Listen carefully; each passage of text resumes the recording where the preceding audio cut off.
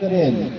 वाढदिवसानिमित्त सत्कार आहेत, 5 वाढदिवस आहेत. संतोष जगताप यांचा दादांना आपल्या ज्येष्ठ नागरिक संघाच्या वतीनं आपण उभे राहून 2 मिनिटं श्रद्धांजली वाहूया.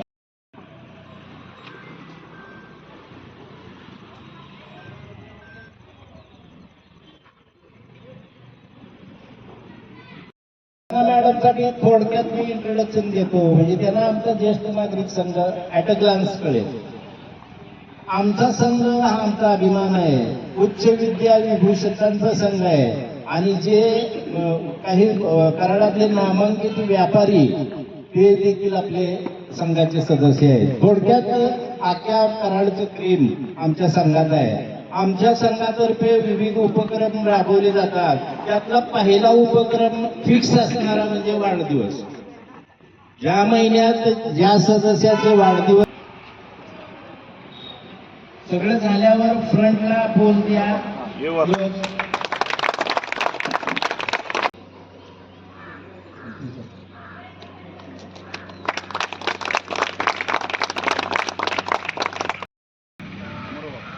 बघा फ्रंटला बघा.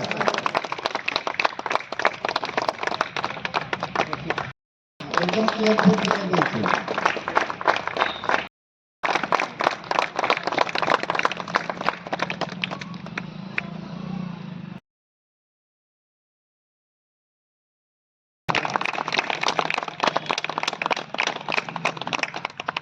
साहित्यिक आहेत, ते निवेदक व कलाकार आहेत. विद्यार्थ्यांना व महिलांना अनेक ठिकाणी त्यांनी प्रबोधन केलेलं आहे. त्यानंतर त्या माझे अध्यक्ष आहेत कोकण मराठी साहित्य परिषद दादर. आपली मुलं बाहेर शिकून जातात, आपली अडगळ वाटू लागते घरात.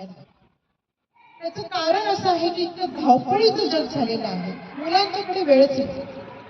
आणि आपण किती संस्कार केले तर ज्या वातावरणात ती बाहेर वावरतात, मोठी होतात, त्यामध्ये संस्काराचा भाग हा कमीच पडतो. एक जण म्हटलं रे काय होते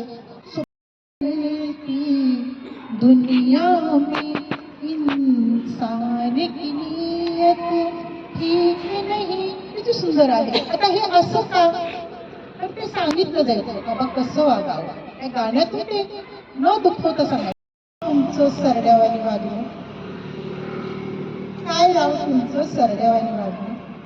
माणसं भेटतील तसं रंग बदलत राहणं, तारुण्याच्या खांदीवर डबा धरून बसणं. ऍक्च्युली मी घेणार नव्हती कविता, पण मला हा म्हटला चंदू डबा धरून बसणं, आवाजात एकाच पाखरू मटकन घेणं. काय राव तुमचं सरड्यावानी वागणं. लाल डोळं वाटारून रागा रागानं बघणं. मी त्यातला नाहीच. लाल डोळं वाटारून रागा रागाने बघणं, वाकडी शक्ती ठेवून आडग्यावानी वागणं. काय राव तुमचं सरड्यावानी वागणं. ज्याच्या त्याच्या समोर तोंड देतलं बोलणं, अंगावर शेकताच तिथून पळ काढणं. काय राव तुमचं सरड्यावानी वागणं. अशी कविता त्यावेळेस सुचलेली. कितीही मित्रांच्या मध्ये रमलो तरी कधीतरी असा एकटेपणा वाटतोच. पण मला असं वाटतं तुम्ही तसं वाटून घेऊ नका. या वयामध्ये काय म्हटलं जातं, कहती है जिंदगी मुझे मैं अपनी आदतें बदलूं.